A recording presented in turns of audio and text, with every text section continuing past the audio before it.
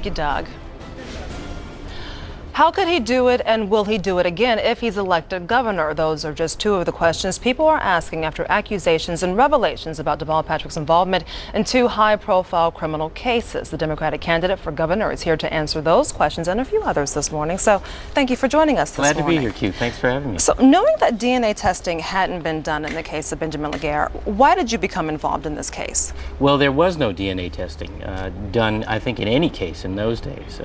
When I first got involved, and I got involved not as his lawyer, but as another of several citizens, many of them prominent, who had written on his behalf in connection with his parole application.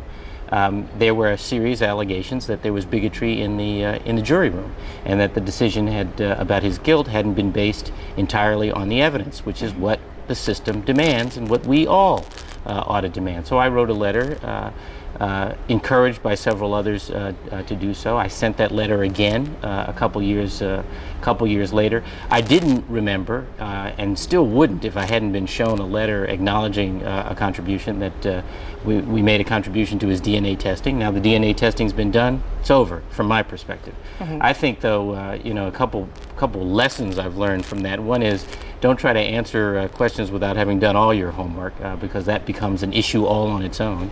And I did say yesterday to the family, when I spoke to the family of the victim, that I'm just so sorry that this has become an issue in the political campaign, because they're having to relive a horrific experience for a loved one. But I think what we need to get back to is what is really on the minds of the people of Massachusetts, which is how we stimulate this economy, how we assure consistent excellence in the public schools, deal with health care, and real lapses in this administration in making our neighborhoods safer. However, though, crime is also on the minds of people, and if this case were a case of fairness or jury misconduct, why not advocate for a new trial? Why just open the door and free a man who, if there is question of his innocence or his guilt? Well, first of all, that's the lawyer's job. I wasn't his lawyer. Had I been his lawyer, I would have filed motions for retrial, and I think his lawyers have. He was eligible for parole, so this wasn't some special proceeding. He was up for parole. Several people wrote. He was up again for parole. He's been denied 2 times. If I'm governor, I can tell you I'm not going to involve myself in that case. I would recuse myself, because I think that the fairness of the system demands that. But I think when we think generally about the safety of our neighborhoods, we've got to face the fact that in this administration, thanks to their fiscal policies, we've cut 500 to 700 cops off the streets. I want to put 1,000 cops on the streets. This administration, and Carrie Healy talks about the sex offender registry, a very important step. But then they vetoed the funds for that sex offender registry. So there's a lot of tough talk. It's time for us to get real. And you have an event coming up that will address that, and we'll talk about that in a little bit. I have a question, though, one more question about the LaGuer issue. You wrote in your letter to the parole board about his eloquence and his thoughtfulness. Would you say that you were fooled by Benjamin LaGuer? No, he is eloquent and he is thoughtful. There's no doubt about that. And he's still got a number of prominent people and others advocating on his behalf. The parole board has got to make a judgment on the basis of the whole record, and they have the whole record. I don't. And they have made the judgment they have made. The DNA testing is another element of that record that wasn't available when I was involved. And so to people who question your judgment on this and your involvement in this, what would you say to them if this brings up questions about your judgment?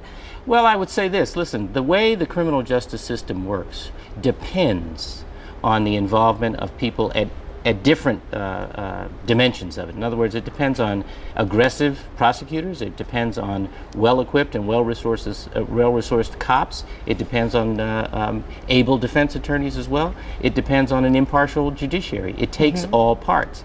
And I know, from having been a prosecutor, from having been a defense attorney, frankly, from having been a victim of crime when I was a kid, that all of those parts of the criminal justice system have to work well if the system is going to be fair. We are quickly running out of time. I have 2 more questions. First, what would be, if you are elected governor, what would be your criteria for granting a pardon?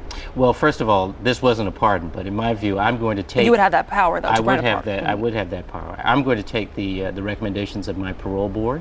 I'm going to expect my parole board to take account of the whole record.